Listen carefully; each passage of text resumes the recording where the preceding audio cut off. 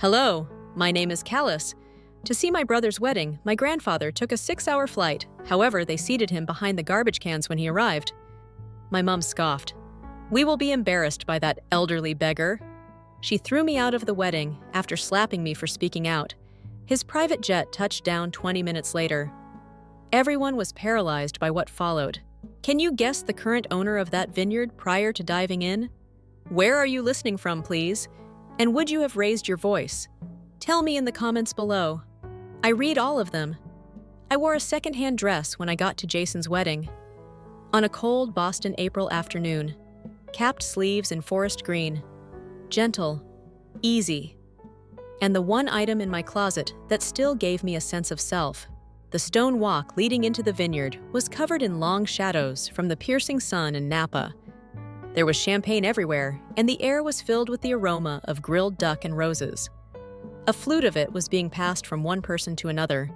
I didn't get one. Without a glance, a waiter passed by. Guests walked around wearing tailored suits, luxury gowns and hairstyles that I doubt I could pronounce. One of the glass doors reflected back at me. Hair flung in the wind, no cosmetics. There are freckles showing through. I appeared to have been accidentally invited. From the other side of the terrace, my mother noticed me and approached slowly, pursed lips. Her eyes narrowed as if she were assessing the damage. You look. She hesitated, eyes moving up my neckline and from my sneakers. Good. That was it.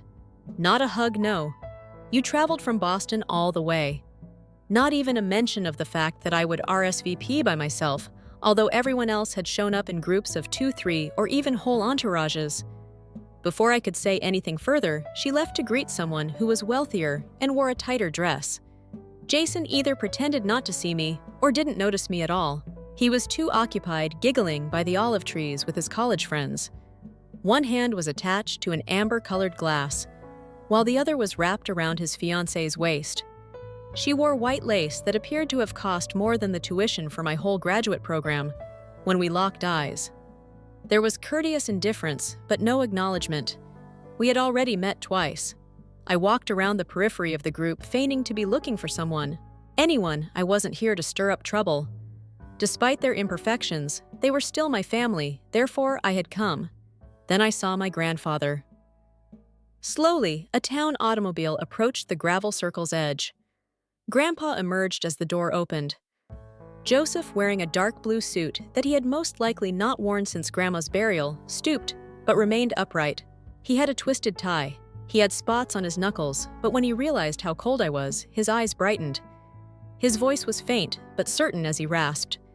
The only person worth flying for is you. For a long moment I clung to him, inhaling the subtle scent of peppermint gum and aftershave. At 82, he had traveled 6 hours across the nation for this. Nobody else appeared to be interested. Nobody else even approached. I volunteered to show him where to sit. I was beaten to it by a staff member who gestured us around the outdoor kitchen, past the floral arch, past the pond, and towards the far side of the patio. And there it was, a single plastic chair crammed between 2 overflowing garbage cans next to the catering tent's buzzing heat vents. My chest constricted. There must be an error. After checking a chart and shrugging, the staff member left. I looked at my mom, who was standing about 20 feet away, fiddling with her bracelet in the sunlight. Grandpa is sitting there, but why? I inquired.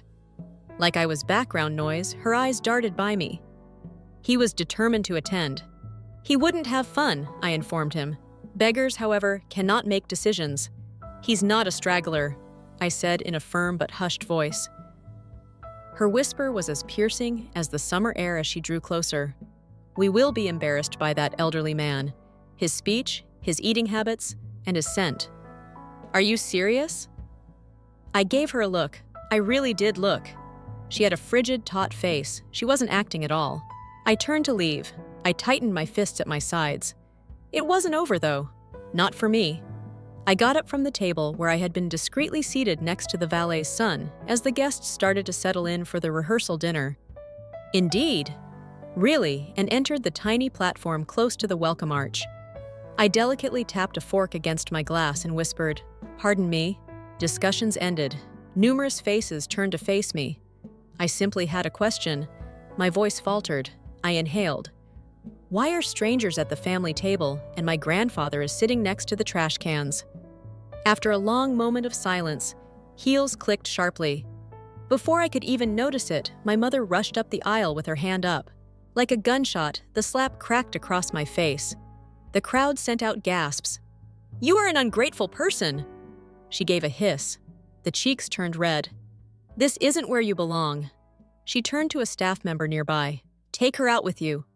Stumbling backward, I felt a sharp pain on my cheek. I refrained from crying. I refrained from screaming. I just nodded and started to walk on my heels, catching in the gravel, my dress's skirt dragging on the dusty stone.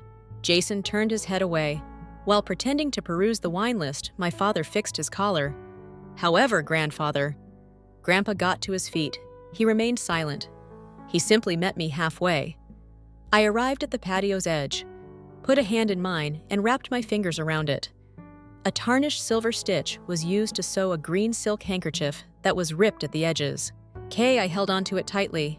Until I came to the parking circle, I continued to walk, then took a seat behind an olive tree's shade on a low stone wall. Like an unspoken promise, the handkerchief sat in my palm. My heart remained intact. Years ago, it had already done that. This was merely a confirmation. They had once again revealed their true selves to me. Then the noise, louder than the low thunder's song. Jet wheels, wheels. I didn't recognize the sound of the wheels from any car. It was smoother and deeper. Down the gravel sidewalk came something heavy, moving steadily and slowly, directly behind the vineyard. I blinked against the brightness as I turned to face the noise.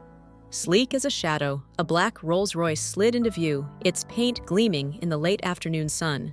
It was a silent parade of two smaller SUVs rolling in. I remained sat on the wall of stone. Grandpa's handkerchief was firmly grasped by fingers, not brave enough to hope. Then the door of the driver opened. With silent haste, the driver exited and made his way to the back passenger door. It opened gracefully, and there he was. Grandfather. He was standing straight, not stooped and shabby, as he had been an hour before, positioned. His dark suit was cut to perfection. His eyes were on his shining shoes. Sunglasses, actual ones. Not the kind he fumbled for in the drugstore. He was followed out by two men in dark suits, tall and solemn. They were looking about as if they knew something that the rest of us didn't. He stopped when he saw me and took off his sunglasses. His voice was powerful and clear, ready to shake things up. "Well, sweetheart," he said. Slowly I got to my feet. Despite the shifting dirt beneath my heels, I managed to stay upright. "Not now!" "What's happening?" I inquired. "Hammering of the heart." Grandpa merely grinned. Something close and perceptive. He then cocked his head towards the direction of the main stage. That's when I noticed it. 3 young men in black vests who worked as waitstaff at the gate had become motionless. One spoke to another in a whisper. When Grandpa stepped forward, the tallest of them hesitated before reaching for a walkie-talkie that was fastened to his belt. He was not stopped by them. Even the side gate was opened by one. I had just been shoved through the same gate, disgraced and cast aside. Grandpa extended his arm to me. "Let's check to see if your brother can recall the true owner of this property." I gave him a blink. "Hold on, what?" He did not, however, elaborate, simply continued to walk. The realization came as a shock. This was no expensive venue that they had booked. We weren't visitors, sorry. We were at home. Grandpa was anyway. I continued to hold onto the green silk as I fell in step behind him. K and H are the initials. Dimly glowed in the sunlight. It no longer felt like a token. It had the feel of a message. When we got closer to the lobby, from the open-air patio came the sound of music. The audience was in the middle of their toast. Jason's vision and desire were praised by my mother in a proud, magnified voice. I felt my stomach turn at the words. Grandpa remained unflinching. The doors opened wide, and the 2 guys accompanying him moved forward, barely surrounding the wooden entrance. I stopped at the edge and watched from behind a hedge of planted olive trees. People turned, dozens of them. Then there was quiet. Thick and ungainly, but not the courteous kind either. Incredulous, the kind that squeezes and encircles a space. Mid-sip, Jason lowered his champagne glass. My dad went completely crazy. Mid-sentence, my mother froze. The microphone was still in her hand. Grandpa moved like he was separating the sea as he strode through the gathering. Eyes did more than simply follow. Like they were attempting to do the maths, and failing, they trailed in shock. He approached the small stage next to the string quartet and silently removed the microphone from my mother's hand. She didn't fight back. She simply took a step back and blinked at him as if he weren't there. I had no intention of speaking. Grandpa spoke in a calm but booming voice, did not wish to cause a commotion. "It's a wedding." Ultimately. Little chuckles were heard. Anxious ones. But perhaps he added, "People need to understand what truly made this family." My father's hand flicked towards his pocket from where I stood. Jason's eyes were fixed on his sneakers. The parents of the bride looked at each other, obviously perplexed. The waiters had completely stopped moving. Then I entered. Through the side door, not towards the family table or down the aisle. Standing next to the stone pillar by the reception arch, calm and steady. I didn't have to say anything. I had no desire to. I merely observed. Standing close to me, one of the security guards nodded slightly, as if I were supposed to be there. For the first time that day, I dug inside my pocket and stroked my fingers through the handkerchief's threads once more. I didn't feel insignificant. Grandpa continued. "I'm 82, he stated bluntly. With these hands, I constructed this vineyard. I gave it my late wife's name. I hoped it would be put to good use when I donated it to the family." His gaze swept over the astonished visitors as he turned slightly. However, nobody cared to inquire as to whether I would be invited, so when I flew here today, nobody knew. No, I wasn't. The list did not include my name. At the gate, the driver didn't even recognize me. A change occurred in the audience. Little gulps and whispers. I took a seat by the trash cans. Dryly, he said, adjacent to the vent in the kitchen. "I understand the distinction between a seat and a message, but I'm not a big lover of showmanship." I heard the message clearly as he turned to face my parents. The quiet was deafening, right now. My mother's fingers were white when she gripped the back of a chair. My dad gazed at the ground. Jason was still motionless. I remained motionless. I didn't recoil. I refrained from crying. Retaliation wasn't the point of that moment. Justice wasn't even at stake. It was the simple expression of truth. Grandpa then uttered 7 words that caused everyone in the room to cease breathing. Inside that glass-ceilinged reception hall, the air grew thicker than it should have on any June afternoon. Like a slow scalpel through silk, Grandpa's voice sliced through the whispers. "For her, I created this kingdom, not you, just for a second." Silence was all that was heard, a spooky panting kind. Forks clattered against porcelain as hands shook, followed by gasps. The pianist even paused in the middle of a note. As I stood close to the back of the room, I could feel every eye turn towards me, out of the shadows now. It was instinct that had brought me closer, not deliberate action. However, I was no longer hidden as I stood there. Grandpa pointed her with a raised hand. Once more he said, "Who is she?" "Jason's fiancée," whispered, leaning into her companion. The photographer who had been taking unscripted pictures of the toast with champagne. Slowly, as if even the lens had become confused, he lowered his camera. Before I knew I was holding my breath, I heard it. I felt as though the green handkerchief in my hand held me firmly to the ground. Grandpa stepped forward once again. He took his time. He didn't speak louder. He simply gazed directly into my father's eyes. Since she was the only person who came to see me when I was ill, I left the land in her name. "Richard, do you not remember?" The theatrical shine vanished from Dad's face. At occasions like those, he always wore his polished, endearing smile. Lost. He had the appearance of someone whose stage lights had just gone off. "You modified the forms," Grandpa went on. "Did you not?" My chest tightened while I was still getting better. Before I could stop it, the recollection struck. Everyone else was too busy or on the road during the pneumonia scare that occurred 3 years ago. It was me who sat with him in that chilly cabin after driving up over ice roads. I brought soup. I read out loud. When his breathing frightened him in the middle of the night, I answered his calls. After that, there was silence.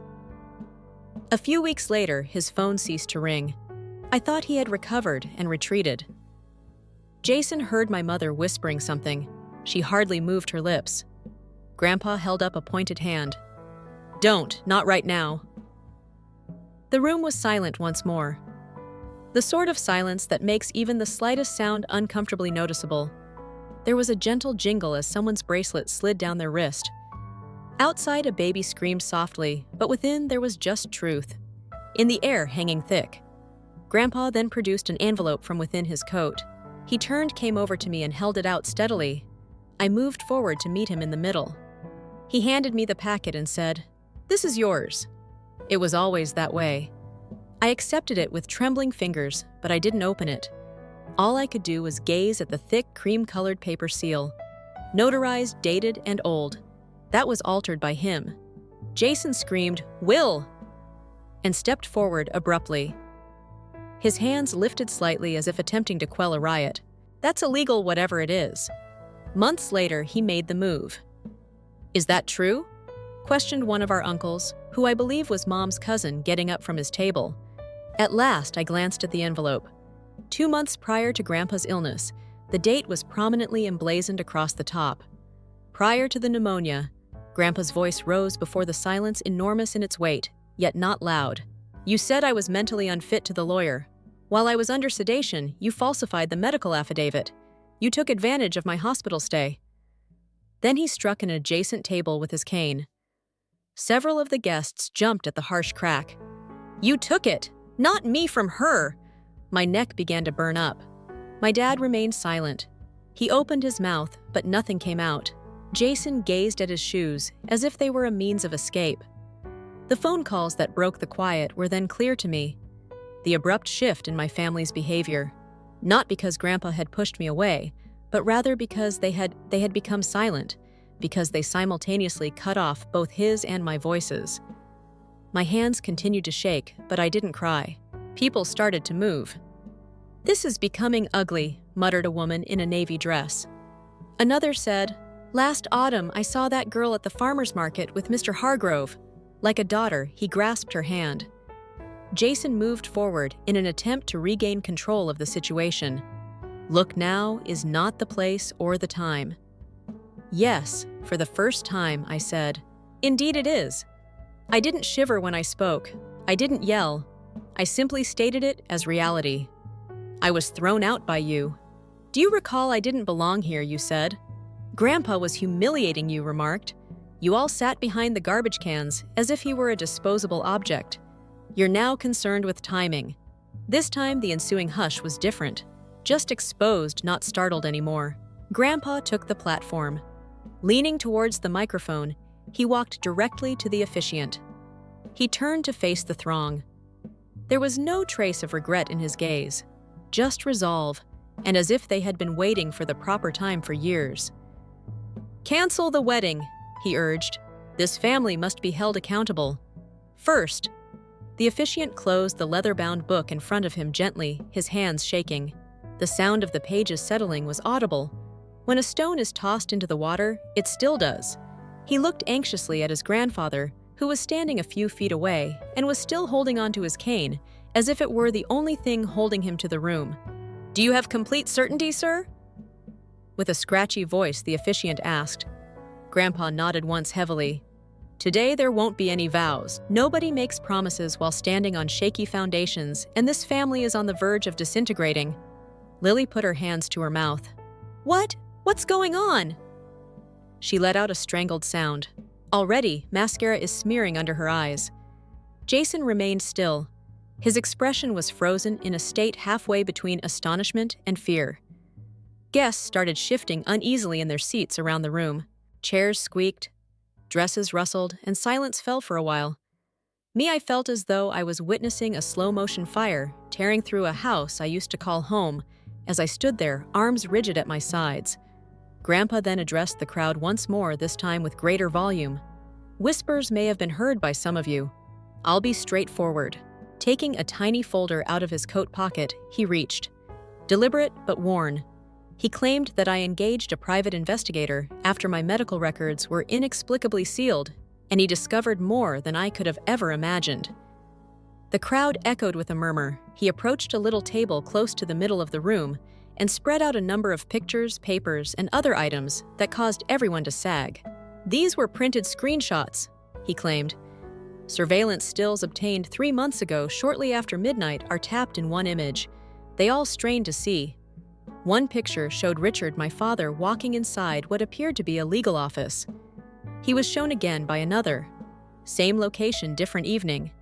A copy of an affidavit, purportedly signed by grandfather, was placed next to those, stating that he is psychologically incapable of running the estate. The signature lacked coherence.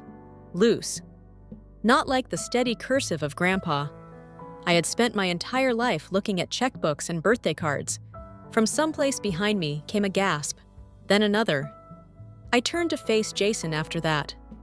As soon as his eyes met mine, they fell. "You were aware." Just above a whisper, I inquired. He took a while to respond. Rather, he moved his weight as though the ground underneath him had suddenly become unstable.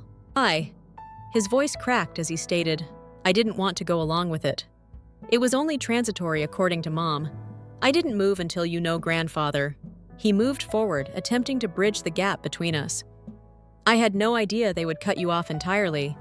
"Callous, I swear. I had no idea they would go that far." Grandpa's voice sliced like a cleaver through the room. "However, you were the first to bar her from entering the vineyard. The security codes were altered by you. She was excluded from the harvest celebration by you. You saw her name go. And you remained silent." Jason appeared to have been slapped. "Behind me!" With a mumble, one of the bridesmaids took off her heels. "This circus is not what I signed up for." To the right. Lily's dad gestured to a servant. "Move the vehicle around. This is where we're done." The room was rapidly collapsing. Sobbing into her hands, Lily did so. Like a flag at half-mast, her veil hung down her back. Her mother continued looking at the papers, and then back to Grandpa. Back to her hubby after that. There was enough tension to chew. And me. I remained motionless. My face was still stinging from Mom's earlier hit.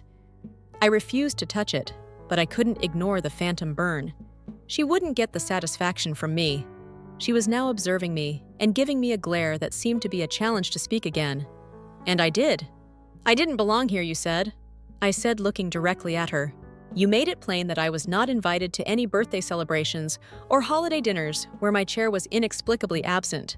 "You still don't belong," she yelled every time you labeled me ungrateful for not giving you the money for Jason's wedding. "You didn't." I didn't speak louder. I didn't have to. I thought so once. Silently, I said, "I used to believe that I was the outsider, the disappointment, and the black sheep. I can see clearly now, though.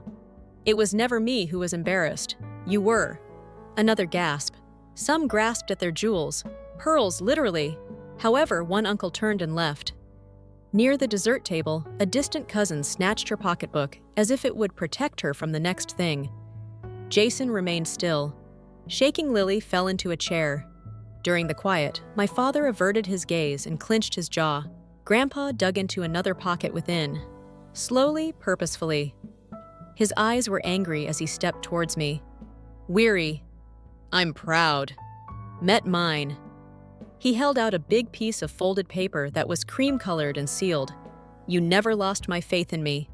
They won't erase you again," he said in a stern but hushed voice. I glanced down. It was the Vineyard's deed. It has my name printed directly on top. The act landed softly in my lap after Grandpa's hand hovered in midair for a fraction of a second longer than anticipated. It wasn't a perfect paper.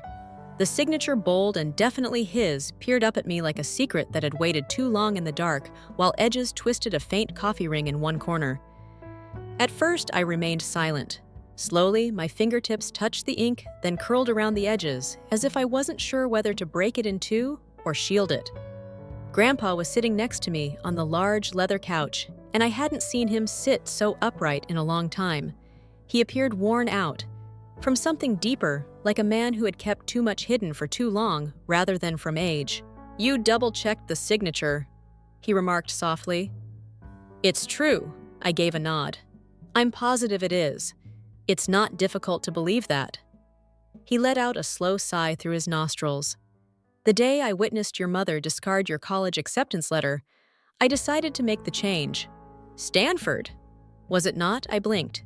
It had been years since I had given that day any thought. Did you see that? It's junk mail, she informed the housekeeper. He whispered, but when she flung the envelope, I recognized her face and the envelope itself. I realized then that something had gone horribly wrong. The air in my chest resisted my attempts to make words. That was all I could escape. How come you didn't tell me? He stated. I wanted to. However, I believed that keeping you safe in secret was preferable to placing you in the midst of a conflict. As it happens, I didn't realize how far they would go. Apart from the occasional movement of the firewood in the hearth outside the suite's window, and the gentle ticking of the antique clock on the wall, the room remained still. The nightlights from the vines were like lanterns strewn across the mountainside. His fingers were clenched on his knee as he leaned back. I gave it to a San Francisco lawyer to retain until you turn 30. That was the strategy. However, your mother intercepted it, so I never received anything. He lowered his voice. 6 months ago, she falsified a medical power of attorney. I informed the court that I was refusing. Claimed to have early dementia. It allowed her to override all of my remaining legal instructions. Stunned, I gazed at him. She sealed the documents with a doctor's note from her acquaintance and submitted them to your uncle's notary, someone who hasn't looked at me in a decade. Therefore, this deed is theoretically valid as well. When I put my signature on it. However, in reality, it was nullified with the POIE in place. They were in control. They simply didn't anticipate my presence today. The entire time I massaged my temples. I believed I was simply letting them down. Insufficient, not as successful as Jason, not worth a battle. The failure, Callus, wasn't you. The threat was you. The remarks struck a deep chord. I stared at the fireplace while leaning forward and resting my elbows on my knees. Jason interrupted me in the middle of every meeting. Mom always remarked that I was too sensitive. I had a knot in my throat every holiday when I found myself in the kitchen cleaning dishes by myself while they celebrated each other's achievements. It's not quite rage nor quite tears. Something heavier, something quieter. I wanted to think that family was still important. Despite the pain, I muttered. Grandpa tried not to cry as he stared at me with the same expression he had when I was a child, and he fell off my bike. Family is important, he remarked. However, not all blood is deserving of the term. There was silence between us. My hands clenched around the action. Why would you want to own something that they have already tainted? I inquired. Hardly more than a murmur. Their disdain permeates every square inch of that vineyard. I would prefer to set it on fire. He did not recoil. You might. Or he put a wrinkled hand over mine and reached forward. You may unpack and contaminate it with reality. I took a seat back and let his words fall into the room like dust. The truth. What an odd, potent creature. Pain is not eliminated by it. All it asks is that you quit acting as though it never happened. I refrained from crying. I refrained from screaming. With the document in my lap, I sat still, and the soft murmur of recollections encroaching on me. After a while, I got up and moved towards the bookshelf in the corner. I took out a folder that I hadn't handled since my time in college. Pages of notes, drawings, ideas, and a vineyard layout I had previously imagined were all contained there. I hadn't realized it was here at all. I used to dream of making a label that paid tribute to my grandmother's name. As I turned the pages, I said, easy, tidy, genuine, similar to her. Before I learned to drive, she taught me how to trim vines.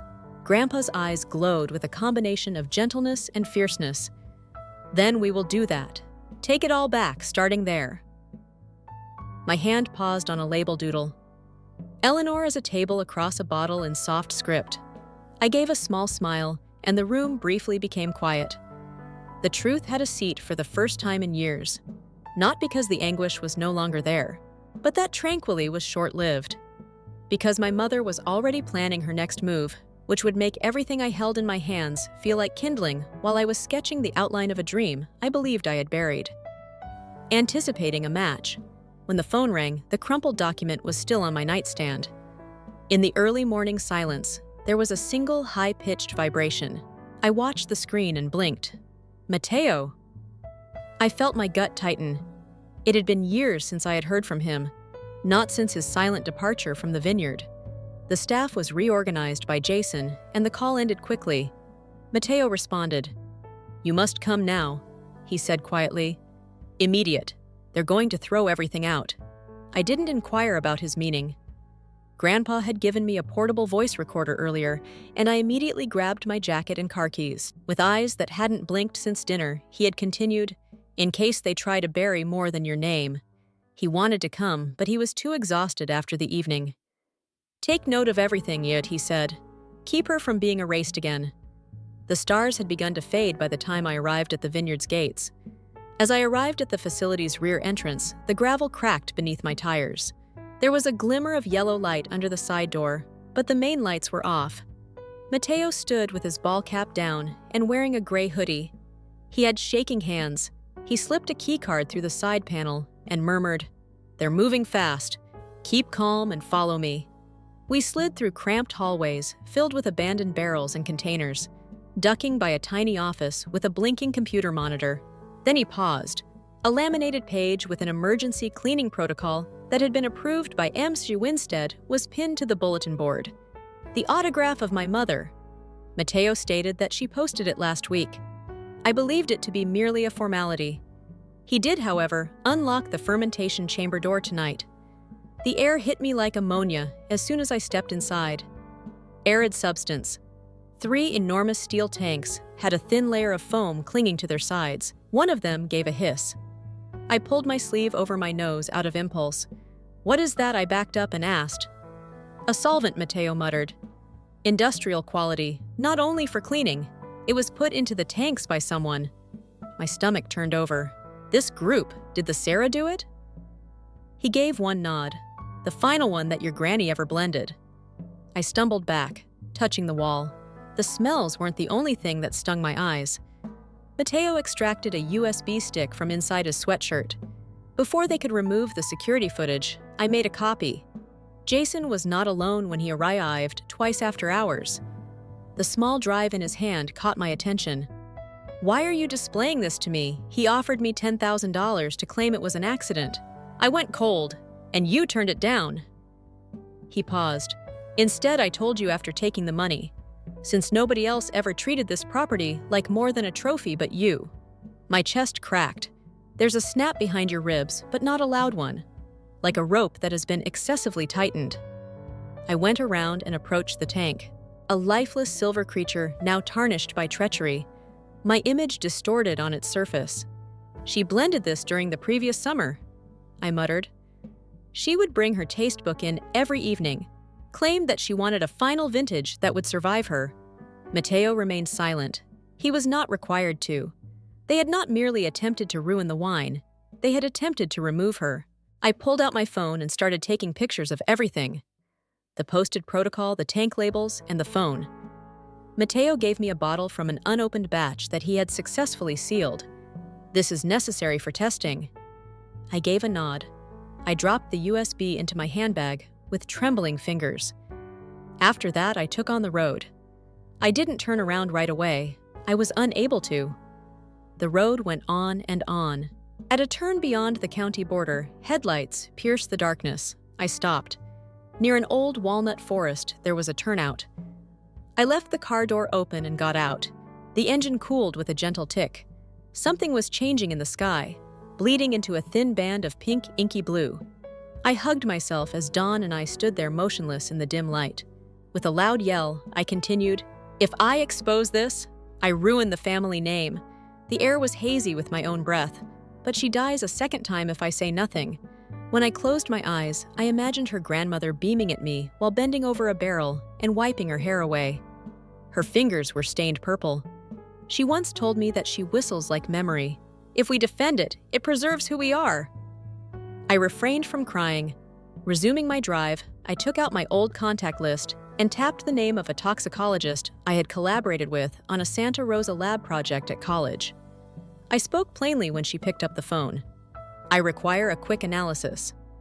Industrial solvent that might contain methyl, ketone ethyl. We'll meet in 2 hours," she said. I hung up. Behind me, the lavender sky had turned to gold. There was a rise in light, yet my chest felt heavier than before, a mixture of loss and anger. At last, I ceased requesting their affection. The cold behind my eyelids was hardly warmed by the sunrise as I drove the last distance in quiet. I gripped the steering wheel tightly, as if it were holding me together. The parking lot was half full by the time I arrived at the main office of the Vineyard. Like they were at a funeral, a line of sleek black vehicles formed. They were, in a sense. The boardroom was located at the rear of the estate building behind heavy oak doors. I didn't knock. Mid-sentence I entered. Jason was trying to turn a catastrophe into an opportunity while he spoke, his hands moving like a salesman's. He came to a halt. Everyone halted. I said nothing at all. In the center of the table, I set the bottle of Grandma's poisoned wine. The flash drive comes next. A couple of them looked at each other. My mom was disgusted and didn't try to hide it. "You're not welcome here," she remarked icily. "You have been kicked off the board, not even blinking." I strolled up to the integrated projector and connected the drive. The wall-mounted screen wavered. As the video started to play, Jason could be seen gazing over his shoulder as he entered the fermenting wing after hours.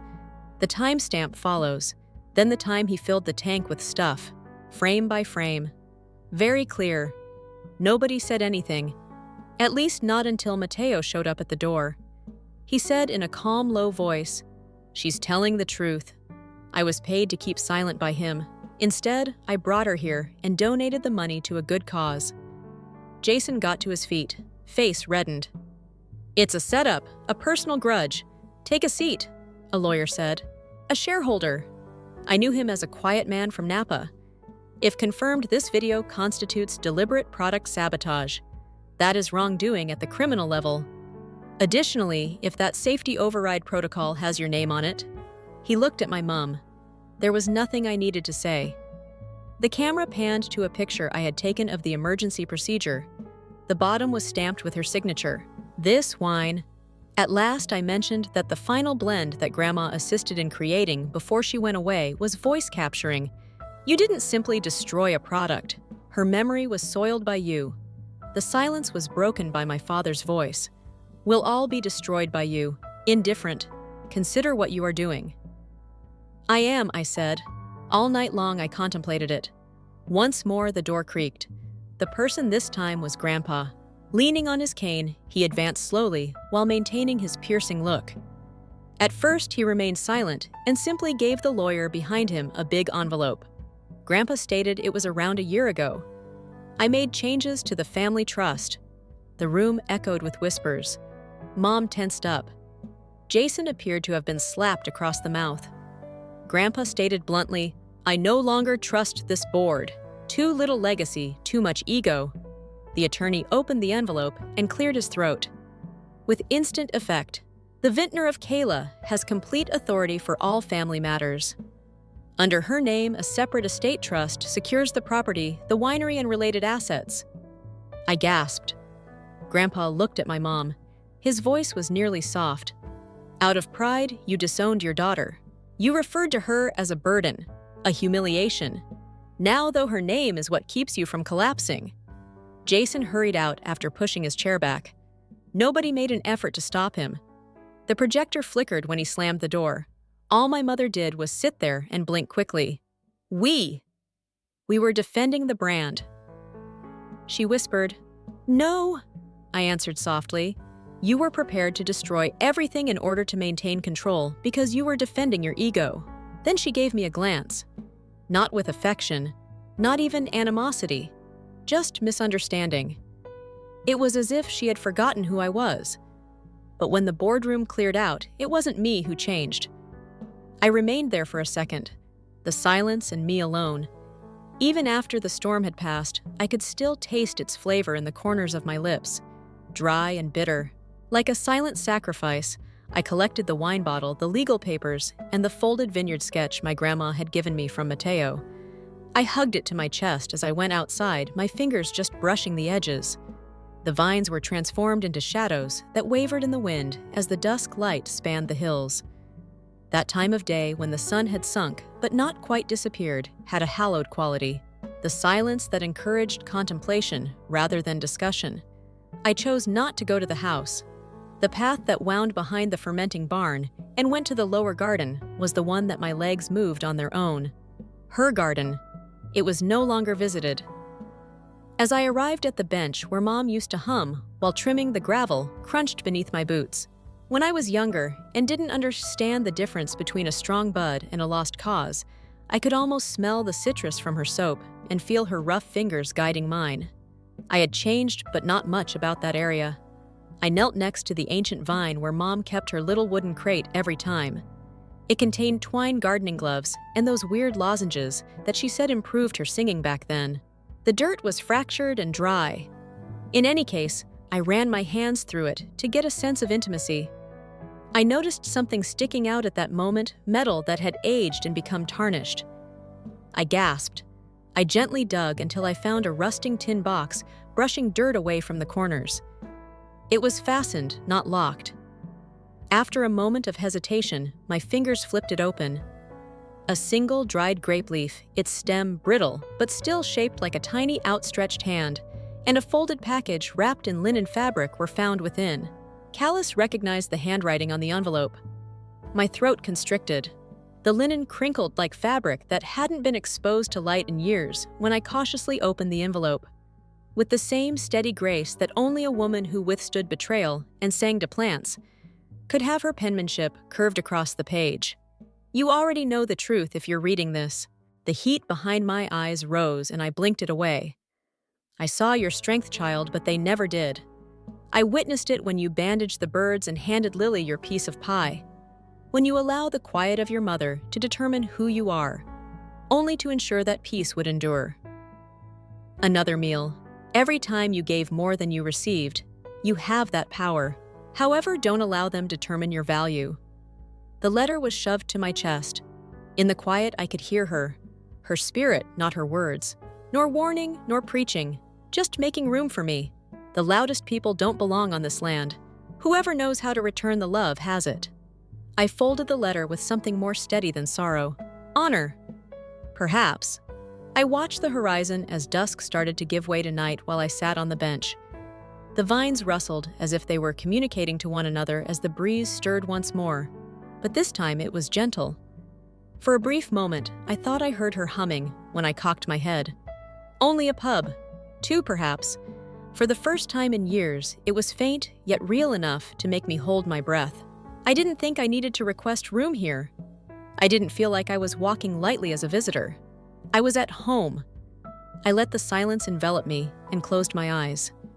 I had been battling so hard for justice, regaining every bit of respect they attempted to take away from me. But beneath these vines here, her voice continued to reverberate. I was spared the conflict. I might simply be. The illusion was broken by the sound of approaching footsteps. Mateo was standing a few yards away with a lantern when I turned. At first, he remained silent, just approached and took a seat next to me, resting a piece of rolled-up parchment on my lap. I took it open. Grandma's original plan for growing the vineyard. Names of grape varieties and irrigation lines are written in red ink on this hand-drawn document that is worn at the corners. He whispered, "She wanted this to grow. Alongside you." Slowly I nodded. "I'll rebuild it after that. Out of love, not resentment." The words came naturally. They weren't practiced. Just be truthful. We continued to sit there for a little while. I got a pencil and a notebook from him and started marking areas for the new rows to run. For Pinot, the slope increased close to the ridge. The wild roses used to blossom in this pergola. One minor plot, too. I sketched a heart and called it Carmen's Grace. The air had chilled by the time the first stars emerged. In the starlight, the vines appeared gentler. They appeared to be waiting for the first stars to appear. "Thank you for waiting," I said in a whisper to the vines. I spent more time in the garden than I had planned.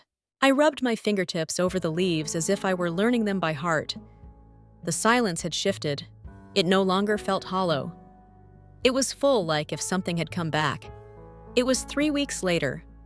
No longer was the vineyard a forgotten location. It had life.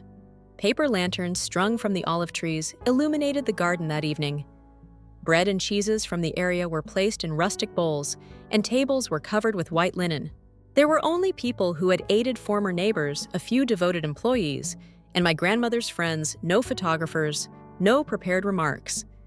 Even the mayor had arrived with a bottle of wine older than I was, dressed in khakis and ancient boots. The most meaningful thing was the grapevine brooch that was fastened over my heart, even though I was wearing a plain navy dress. My grandma had owned it. It was wrapped in a handkerchief bearing her initials, which Matteo had discovered at the back of her desk drawer. Guests passed beautiful rosemary focaccia and poured wine as I greeted them. I made an effort to remain grounded. My hands shifted. I continued to grin gently, but I was holding my breath, no longer out of fear, simply incredulity. Something lovely was developing for the first time in years, and until I saw them, no one was attempting to take it away from me. My brother and parents showed up as though they still owned the home. My mother walked like she had an audience while wearing beige, pricey clothing that was tight at the collar. Vincent was wearing a stiff, ill-fitting navy jacket, and my father didn't bother to smile. Looked at the property as if he were mentally calculating numbers. I nodded, keeping my shoulders back. My mother walked by and said coolly, "Callous. A pleasant small get-together. Avoid becoming too accustomed to it." I remained silent. I wasn't present to debate. Not this evening. No one seemed interested in them, so they interacted discreetly while looking around the room, presumably trying to figure out who was worth impressing. People remained in their current locations, talking about the vines while holding glasses, expressing interest in the rosemary I'd planted next to the fence line, or inquiring about the new press I'd ordered. They had left this stage. As the sun sank below the hills, a black SUV pulled into the gravel. The air changed and everybody turned. Grandpa was there. Matteo came forward to assist him in getting out of the vehicle. However, Grandpa dismissed him with the same tough resolve. I recalled from my early years. He moved slowly but deliberately through the garden, tapping steadily on the path with his cane. It was an old outfit, but it was pressed. His hands were still powerful, although they were thinner and now stained. He stopped just long enough to nod when he got to me. I extended my arm. He accepted it. Together, we strolled over to the wooden riser that we had positioned next to the pergola. Matteo was adjusting the microphone. After clearing his throat, Grandpa accepted the glass of wine I gave him and held it up to the one. His tone was forceful and purposeful as he spoke. Who could recall the meaning of family? There was silence. It appeared that even the lanterns had stopped flashing. "This vineyard no longer belongs to me," he added, "and it hasn't been a long time. It belonged to Callus because she recalled what it meant to love this place and the people who created it, not because of her name or blood." My throat constricted. He wasn't the result of my actions, Carmen's desire, or the silent deeds Callus carried out. The legitimate heir is her. A quiet gasp came from the side of the throng.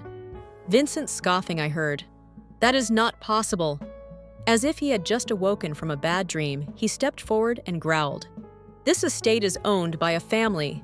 Giving it away is not an option." Grandpa remained unflinching. Slowly he turned. "Observe me!" My father started to speak, but a quiet voice from the back spoke before he could finish. "I can attest that everything is already complete." A man emerged from the crowd wearing a gray suit. "The estate attorney, Mr. Landry. 3 weeks ago, the deeds were transferred. It's finished. Unchangeable." The color faded from my mother's face. The garden seemed to be closing in on her as she surveyed it. "This is absurd." She gave a hiss. "This family is being torn apart by you." Nobody made a move. Nobody stood up for her, not even Vincent. With a crack on the gravel, she rushed out of heels. Vincent trailed behind, whispering something to himself. I missed it. After standing for a little while longer, my father silently followed them away. I quietly and slowly exhaled. Gently, the guests resumed their chats. A few others applauded. A few smiled warmly, but nobody brought up my family again. I took the mic later. My hands remained steady. I said, "I wasn't brought up to think I'd ever be standing here. And perhaps that's why this particular moment is significant. Because I wasn't given any information regarding this. They planted it. It expanded." Silence fell as I raised my glass. That gave us the protection of enduring love and roots that held when all else failed. Not merely out of courtesy, they joined me in toasting. I sensed it. Once the visitors had gradually left, Mateo remained to assist with gathering the empty drinks and folding the chairs. We stacked dishes together in silence. I once heard Grandma hum while we sat on the garden bench. His voice was steady and quiet as he said, "You made this home again." I gazed at the lights, the vines, and the silent air that contained everything. It was always that way. I only needed to return in a new way, I said. I remained alone, but not lonely after he went. The moonlight cast lengthy shadows on the rows of grapes as I moved between them. My feet touched the ground. I arrived at the little plaque that we had put up earlier in the day. It was made of basic brass and was affixed to a stone base next to the main vine. It was written for Carmen and for people who come back to life after being buried. I brush against its edge. Next, the dirt. The silence reigned. I owned this land. I remembered it not because I wanted to exact revenge. When no one else did, I tend to it.